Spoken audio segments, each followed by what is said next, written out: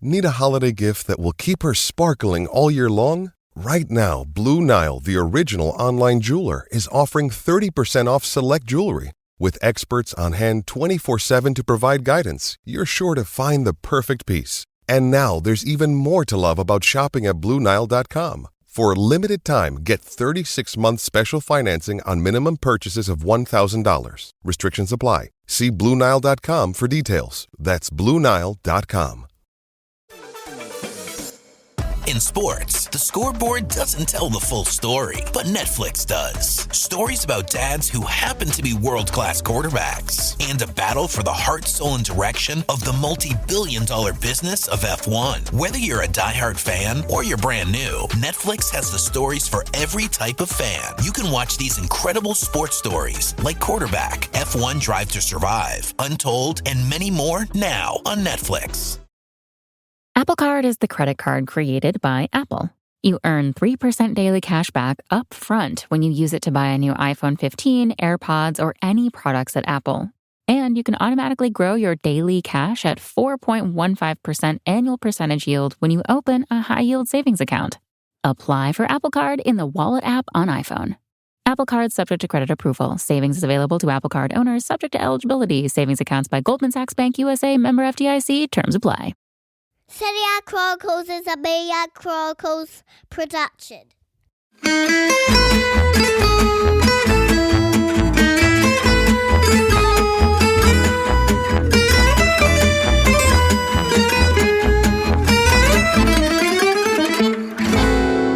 Hello and welcome to the Chronicles Q&A episode, where Nikki and I read through the best questions that we've received over the week and try to provide the answers. We've got quite a few exciting ones.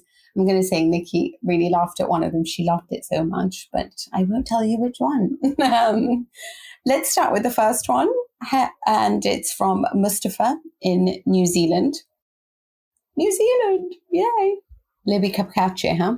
It seems to me that there are some very talented and exciting managers in the top echelon of Serie A at the moment, and in particular at the two Milan clubs. Good, I'm glad you said that. Why are there no real rumours of some of the other big European clubs coming in for the likes of Inzaghi or Pioli, given there are likely to be vacancies at the likes of Manchester United, Real Madrid and PSG in the near future? It's a really fascinating question. I think between those two managers that you've mentioned there, Inzaghi and Pioli, I can see a bigger market waiting for Pioli if he gets Milan across the line this season. I think you have to sort of take a sort of step back and think about where these managers are. I mean, Inzaghi has actually just made his big step. So Inzaghi, I think, did without a doubt sort of raise the bar at Lazio. He's a manager who did a good job at Lazio, who took them sort of consistently to the fringe of the Champions League, to being a team that competed for the Champions League, which is not the position that they were in when he arrived. He clearly got the most out of Ciro Immobile, helping him to equal the Serie A goal scoring record. He clearly put together a team that was very sort of clear in its identity and its brand, and that made the most of the talent that was put together there. And I mean, Immobile is really it's worth dwelling on, because remember where his career was coming back to Lazio from Dortmund. He wasn't someone who was on top of the world. He was someone whose whole sort of ability was being doubted, and you got a manager who took him and elevated him and made him into the striker we think of today. And now he's come to Inter, which is his big step up, is his chance to win a league title. And at the time of recording this, they're looking like they might blow it. They're in position to do it. They had, I think, one of the two strongest squads in the league probably, and they had position. They were top of the table at the turn of the year, and they had all that going for them. And their form in 2022 has tailed off really badly. And there are some questions about him that have come to the fore that we touched on in the main episode this week about his substitutions and about whether or not he's able to build something sustainable. So I think internationally, a lot of people are probably looking at Inzaghi and trying to work out if he's ready for that sort of job.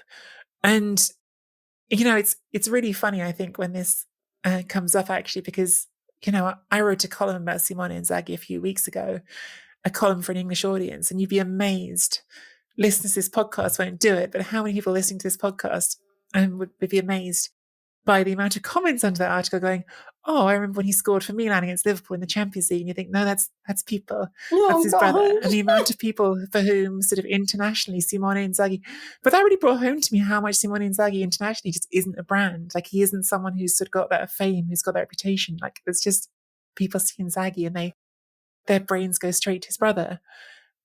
When clearly he's the better manager between the two of them, or at least the one who's done much more in his career. So Inzaghi, I just don't think he's going to get that attention until he, either wins this league title with Inter or does something else. I don't think he's got that positioning yet.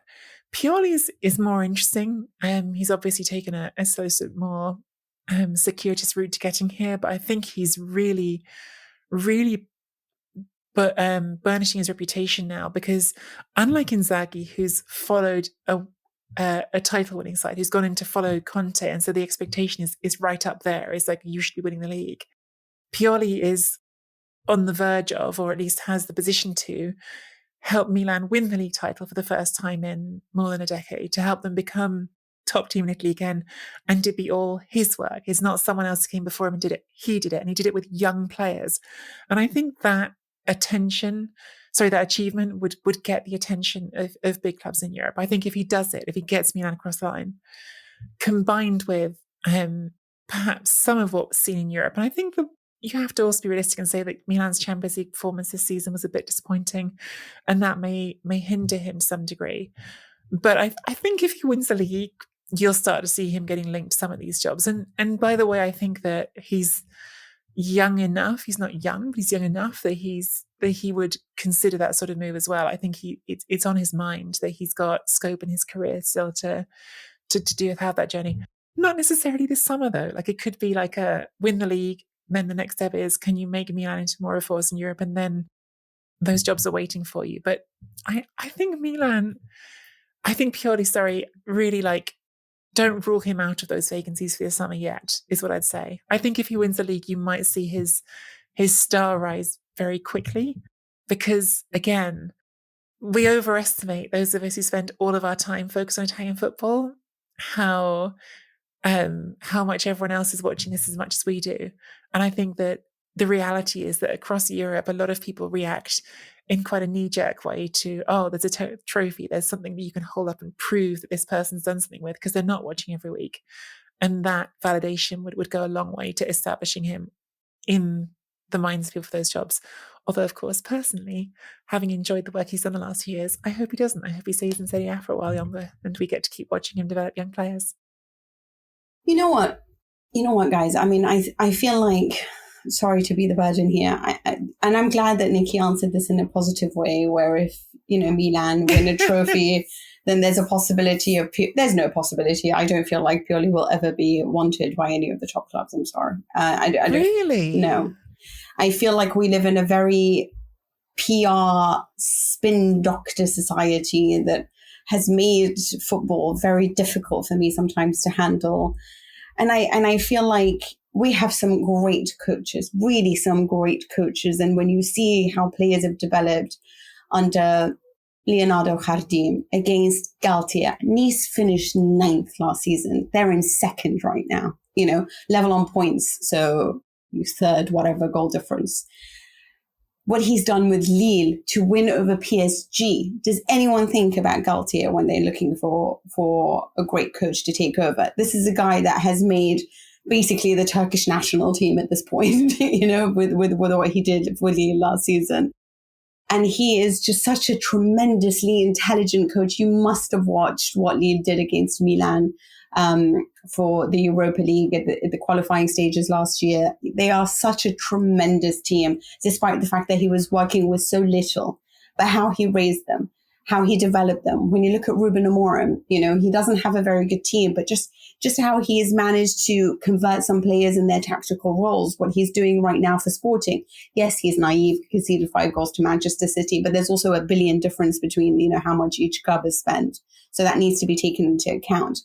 Jardim, the Monaco that he raised, the Monaco that knocked Manchester City out of the Champions League, the brilliance that he did with Carrasco, who is such an important player for Atletico Madrid right now. He's the man who raised Kylian Mbappe, gave him his chances, Thomas Lemar, Benjamin Mendy. There were so many players he put on the map, and nobody thinks about him. Who do we think about? We think about Nagelsmann, who I want to kill myself sometimes when I watch Bayern Munich. This is the team that, they thrashed Salzburg fine. They're defensively hideous to watch, There's always an argument right now at Bayern, and that's probably not his fault, but rather the sporting director fault. But it's bad to watch. There's no balance right now. And if you can't have Alphonso Davies missing and the whole team just fall apart defensively, it's bad management. I don't see it, but everyone's like, he kind of plays the Pep Guardiola way. And so that right now, people are just obsessed with, you have to play a nice way. If you lose 10-0, it doesn't matter. You play a nice way,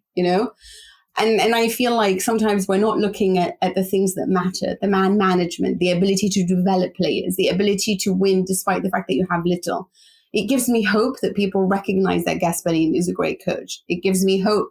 And the only reason that he's managed to put himself on the map is because he took PSG so far. It's because he defeated Liverpool. It's because of what he did in the Champions League that Galtier is not doing so much now because he is with the likes of Nice.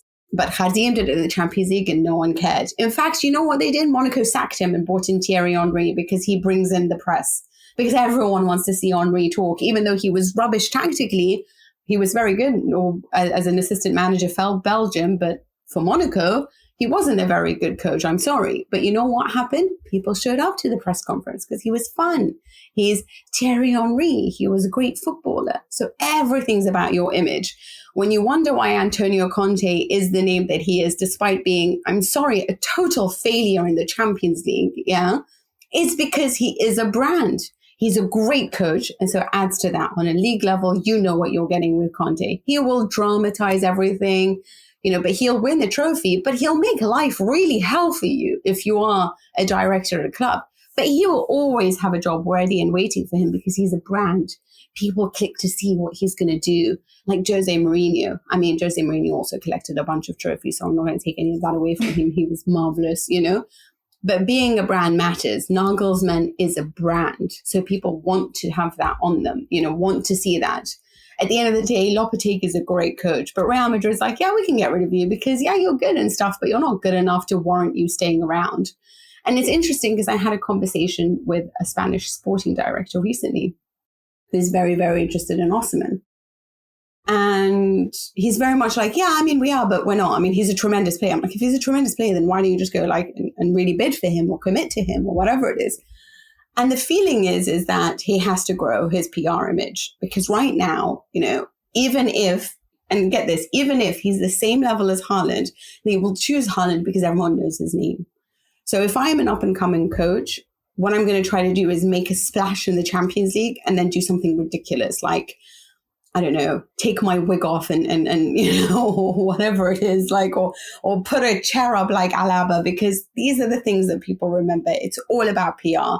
And Stefano Pioli is a very, very good coach, but I wonder how far he's going to go because people will just be like, I know, but Milan is a well-run club and blah, blah, blah. And he won't get the credit that he deserves, Spalletti, I don't think has ever gotten the credit that he deserves. And this is the guy who really showed us the false number 9 and the beauty of that, who made one of the most exciting Romas to watch at the time, who Marcello Lippi said inspired him to the 2006 World Cup in tactically how he used different players. Who inspired Pep Guardiola. And yet Spalletti is just, ridiculed most of the time, And so I do think this is what upsets me a lot about football and a lot about coaches, because coaches is my thing. I care much more about coaches than I care about players. And I don't feel like the right coaches are getting the right attention right now. And everyone's obsessed with who is just going to pass the ball sideways for long enough. And that's what upsets me. I hear you, and I agree with you about the value of PR, and I think you've put that so brilliantly, and I always enjoy a mean rant, but I'm also going to come back at you with something, which is, first of all, Galtier, Jardim, yeah, but it's not Serie A, it's League One. I'm sorry, but that's part of the PR picture as well. Like Ligue 1 is still not viewed as Serie A is. But also, let me just finish this one because I think this is the sort of the big counter I have to you. Maurizio Sarri got the Chelsea job. Maurizio Sarri has never been the face of his. Now, admittedly, it didn't last. He only lasted there a short time. He came back and he's sort of taken steps back. But he got the Chelsea job and he never even won the league. He did take Napoli very close. And maybe Napoli's more glamorous in some way to have like had that scene in Naples, right? Have all the fireworks going off. It was a big international story, even though they didn't win. But Sarri did get the Chelsea job. So if Sarri can get the Chelsea job, I don't see why Pioli couldn't get a comparable job. Because it's playing the same, it's that football. Everyone's obsessed with the next Pep Guardiola. It doesn't matter that Jurgen Klopp is winning or will win. No one is looking for the next Klopp. Everyone's looking for the next Pep. So Maurizio Sarri got a lot of attention because of the style of football that they were playing, because the fluidity, the horizontal that converts quickly to a vertical, you know, that's what they're obsessed with, which is why Nagelsmann has so much that probably annoys me more than all the others. But Jardim, you're right, he is in Ligue 1. But look what he did in the Champions League. You know, he reached the semi-finals. He knocked Manchester City out. He very nearly knocked Juventus out in 2015. I mean, he raised half of the players that are now currently in the Premier League and winning. And or you know, Mbappe or Carrasco or... I feel like it just upsets me that even his own club thought you're not interesting enough, you know? And I just... Yes, I do. Yes, you're right about Galtier. I mean, there's Aliou Cissé, again, Senegal coach, brilliant. I mean, just what he's done overall, changing like the ethics. But everyone cares about Bielsa, who just causes a big fuss everywhere, you know? But because he plays nice football. It doesn't matter that the football keeps losing. He plays nice football. And I feel like nowadays we're more obsessed with aesthetics. You know, the Zenit Zeman. Everyone loves Zeman, right? You know, that kind of football. It doesn't matter if you don't win. You know, let's all try to be Tele Santana and lose rather than go and be the guy that may be a little bit boring but wins. At least Allegri gets attention. Well, you know, it's funny you say that because Allegri, of anyone, you know, couldn't he have got a Manchester United job? Yeah. At the times it's been up in the last few years, couldn't he have got? I'm surprised that nothing did come for Allegri outside of Italy, I have to say. But wait, Madrid, we weren't asked for Allegri, and I think we've given that. Yeah, he turned it down twice. But we've given that question a good go, and I don't want this whole episode to be one single question. So let's move on. Thank you, though, Moustafa. That was a really interesting question, and we certainly got into it. So I hope you enjoyed that answer.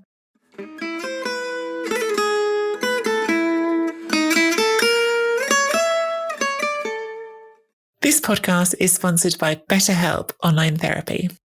Is something preventing you from achieving your goals? What interferes with your happiness? Check out our new sponsor, betterhelp.com/Serie A. This is our first specific sponsor for the Serie A Chronicles podcast. And I have to say, I'm really happy that it is, because counseling is something that I really believe in. Like, I have had counseling at different times myself. I admit that I didn't come to it until my 30s, but for different things at different times, I found it to be a really beneficial thing. Just having someone outside your bubble to talk to and share those experiences with. And I think that probably now more than ever, actually, with everything that's gone on in the pandemic, there's probably quite a lot of people who've been quite stuck in their own bubble. And so I don't know how you feel about this, Mina. I think counseling can be a really good thing to do. Yes, I think it's a place where you feel you're free of judgment. You can talk to somebody who can... Really, it's almost just like having a friend. I mean, BetterHelp will assess your needs and match you with your own licensed professional therapist. And you'll connect in a safe and what you will hopefully feel as a private online environment. It's convenient and you can start communicating in under 48 hours. This isn't, just a sort of a crisis line. It's not self-help. It's professional counseling done securely online. And if you are having any troubles, and frankly speaking, it's like you said, I mean, nowadays it is a tougher environment that we're all living in. We have so much more expected of us. We are being squeezed all the time. And some of us would just appreciate a safe haven to talk to somebody outside of that world. Yeah, I think for me, it was a really big thing was just realizing, sometimes you have thoughts in your head that for whatever reason, you're not willing to say to people who actually know you. And when you have counseling, you can say things to those people, feeling free of the consequence of what you've been scared of saying things to people for is often like, or scared, can be any reason you just don't want to talk about something. Absolutely. They have licensed professional counselors on betterhelp.com.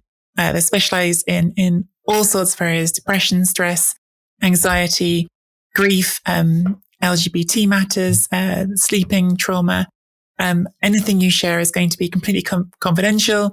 Again, these are licensed counselors, completely professional and affordable. So I want you to start living a happier life today. As a listener, you'll get 10% off your first month by visiting our sponsor at betterhelp.com/Serie A. Join over 1 million people who have taken charge of their mental health. Again, that's BetterHelp, HELP.com/Serie A. We have our second question here is from Jonathan Borders, who is a Tifosi Patreon member. Thank you, Jonathan, for being one of the Tifosi. Can you spend some time and explain Roma's lack of off-the-ball talent, he asks. I feel we are one of the worst clubs off the ball in Serie A. I have yawned at Roma this year more than ever, and I love this next bit. Is it José or is it life?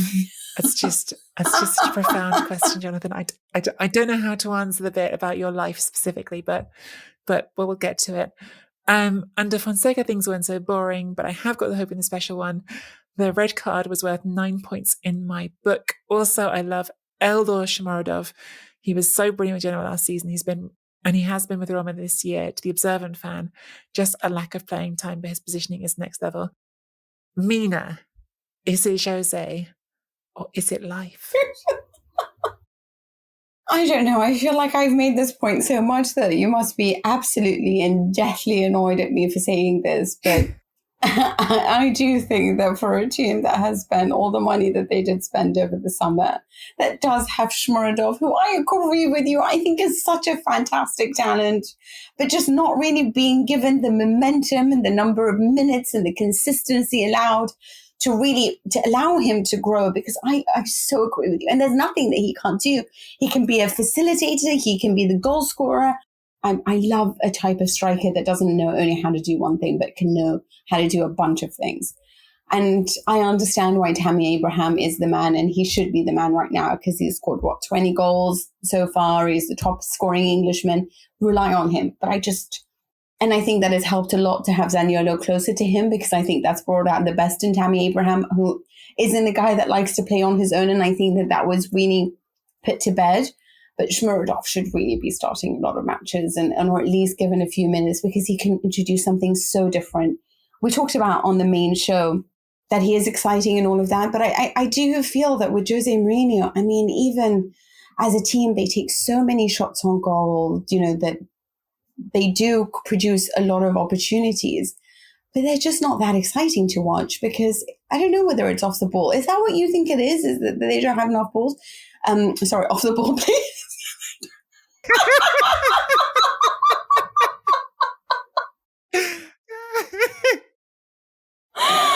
Oh, Jesus,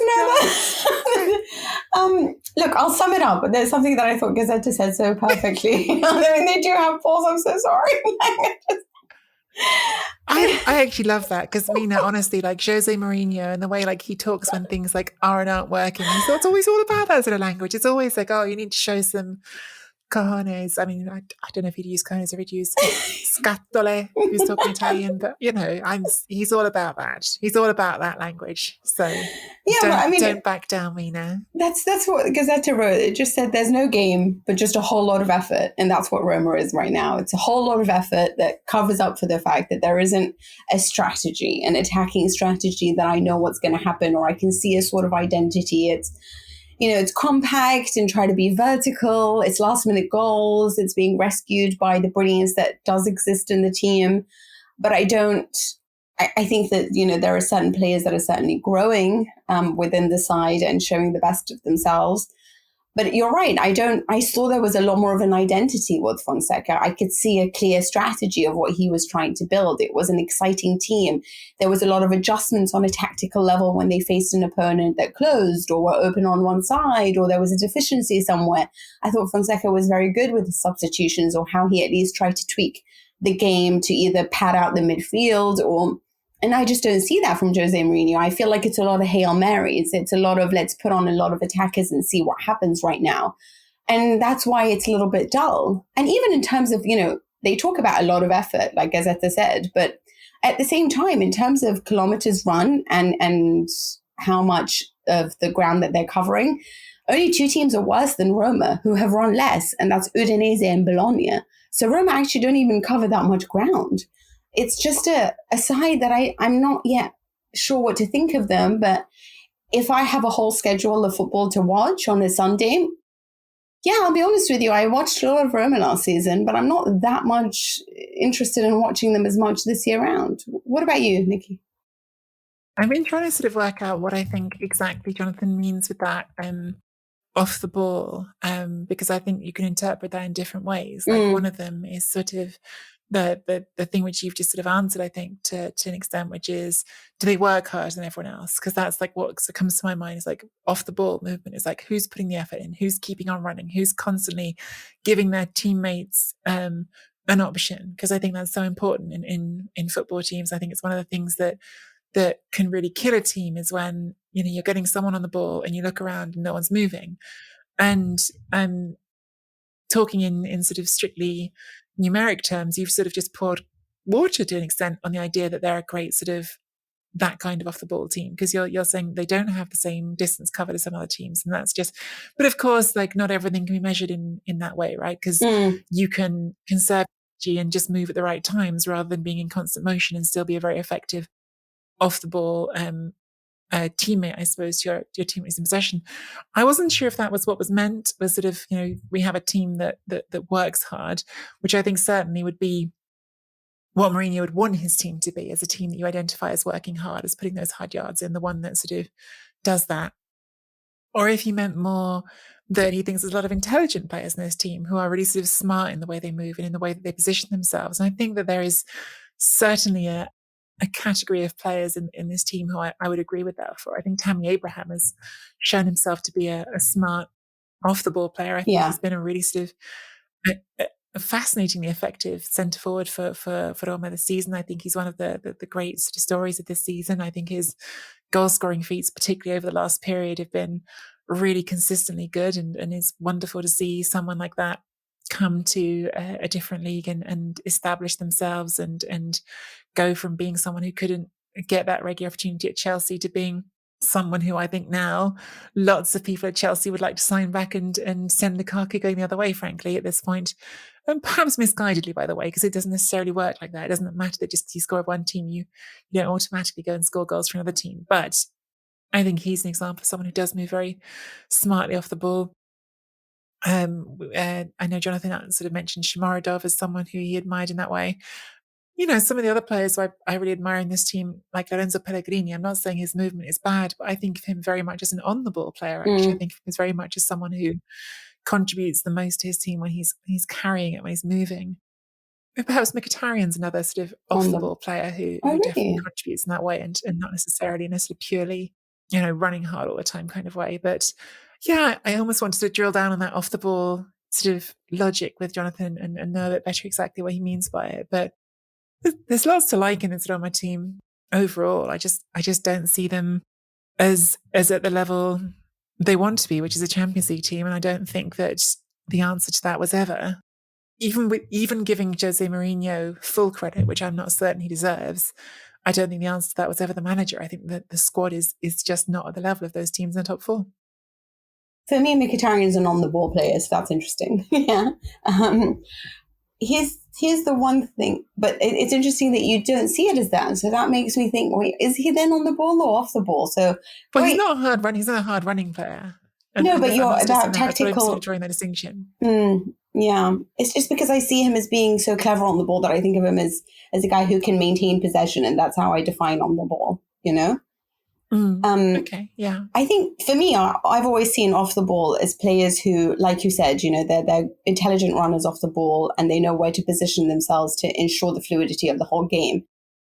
When you have a team of players who are off the ball, you have to have a manager who's very good at creating perfect strategies and a real clear tactical identity. And obviously, it helps a lot when you have players who are of a certain level of intelligence. I think why Juventus worked so well with so many off-the-ball players at one stage is because when you have players like Khedira and Marchisio who are tactically intelligent and will move into spaces without needing to tell them what to do, it allows for a better strategy. And that way you don't have to have too many. But then at the same time, I don't know whether Mourinho is very good at that, because sometimes I look at Manchester United and I think they manage such great victories. I mean, to at least come second, despite the fact that what we've seen of them since then. But then I never saw a clear strategy on the pitch. I never saw a clear identity. I didn't see that at Tottenham, and I'm not seeing that at Roma. So I feel like it's very hard to then be very intelligent off the ball.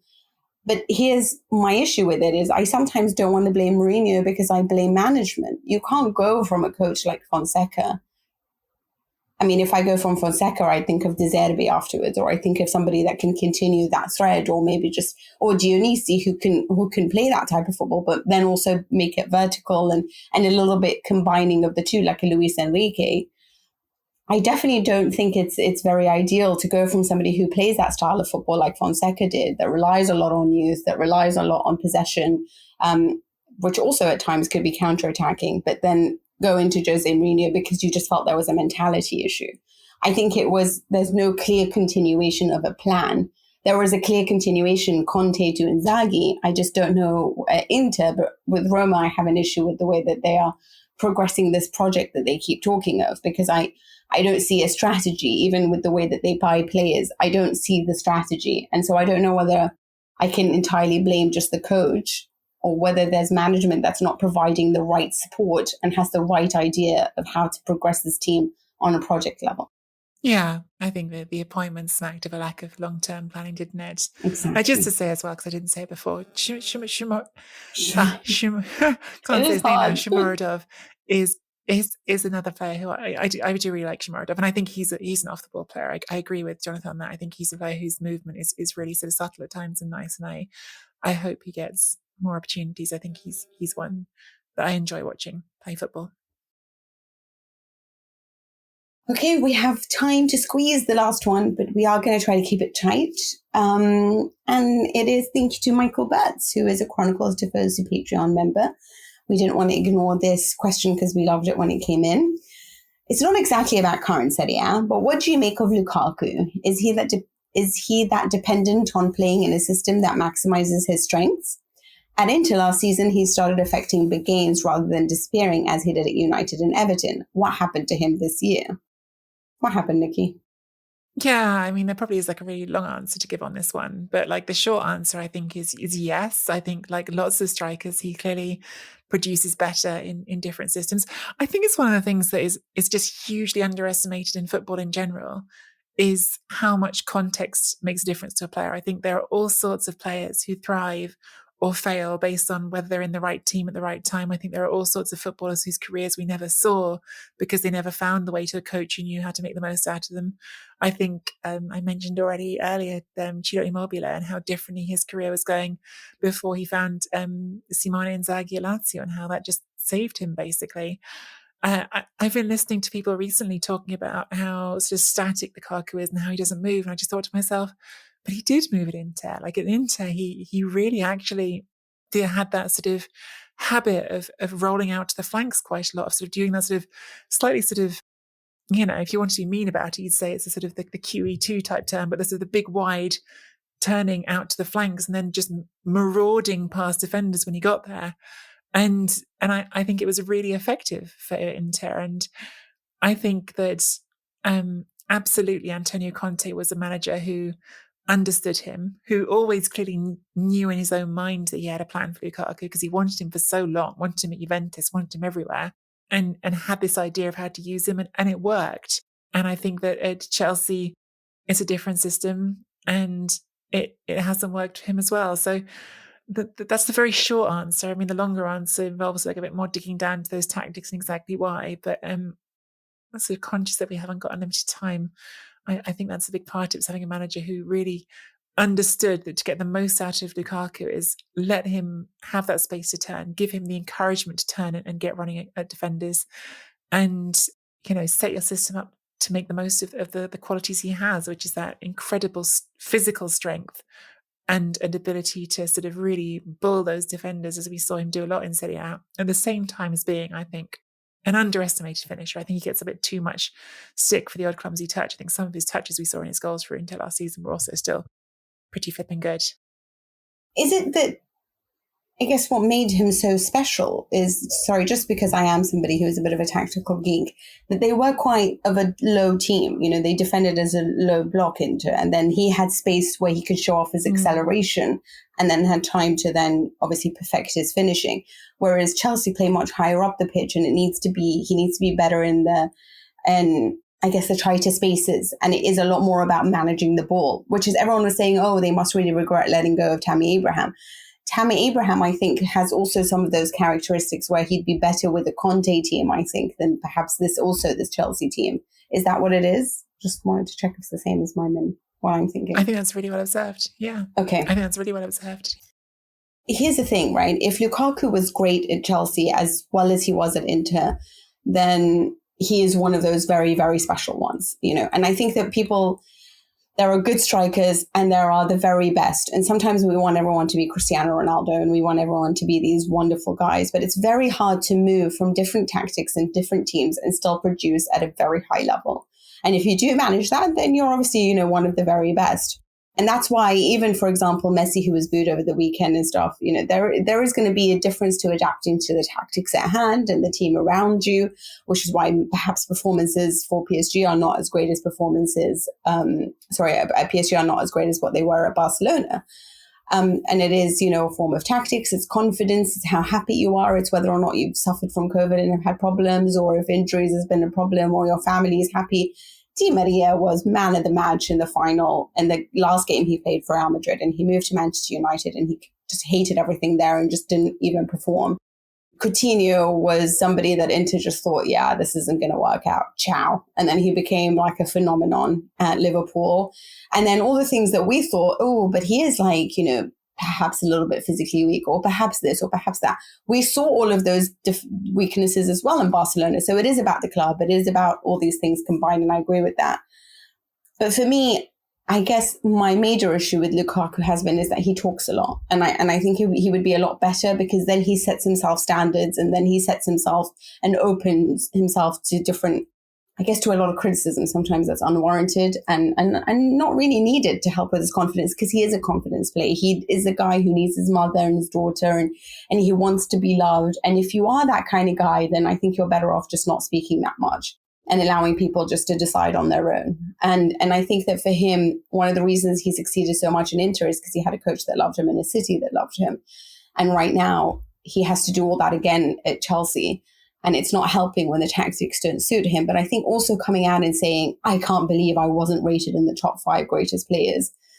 There's just no need to say that. It's like Igor Tudor saying what he did about Osimhen. There's just no need to talk about that. You aren't, it takes many, many years to be considered the best. People don't call you the best straight away. I mean, people were still doubting what Karim Benzema could do.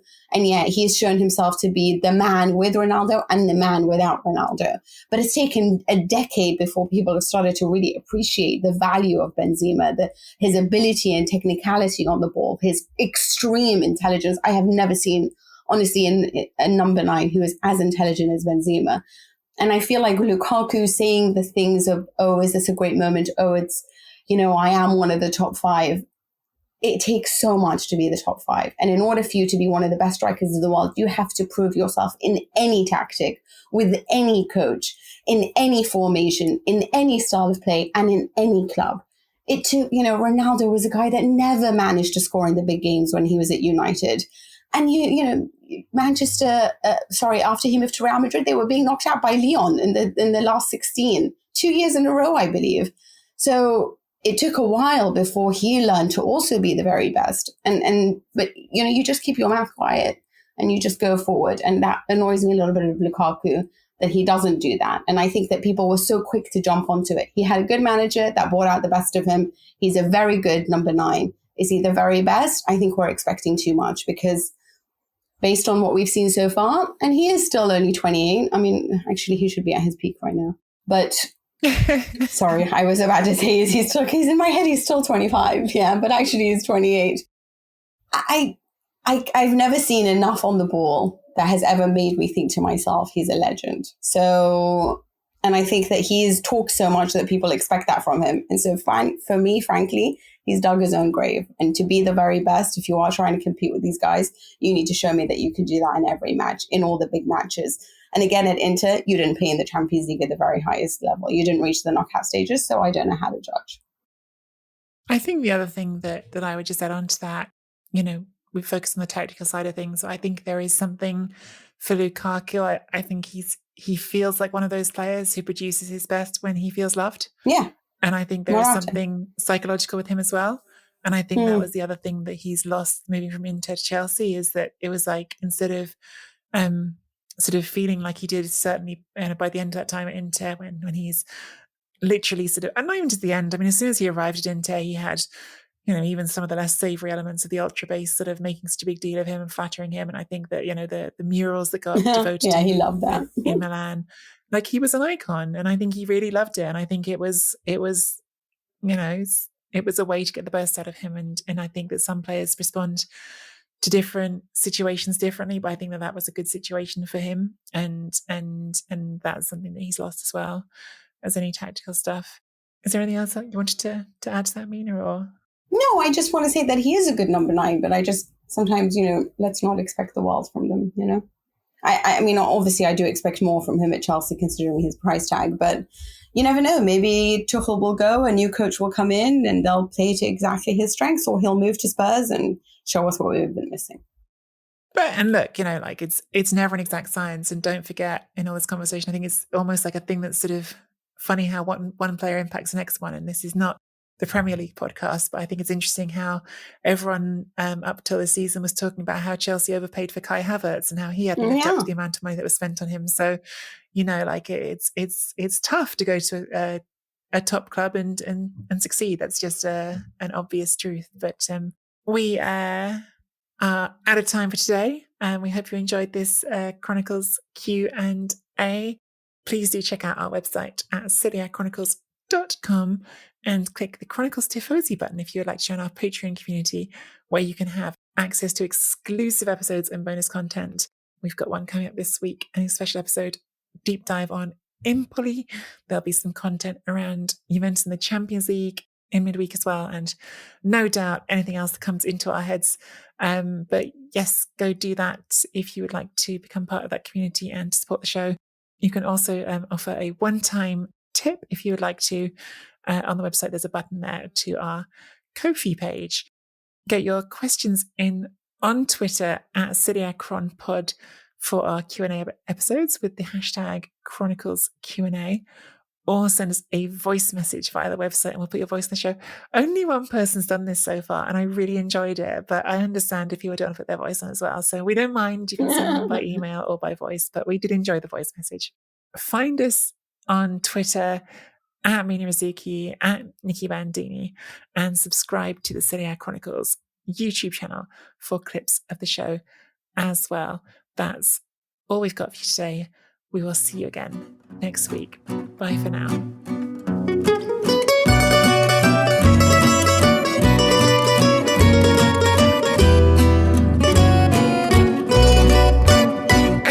I love Jonathan's phrasing.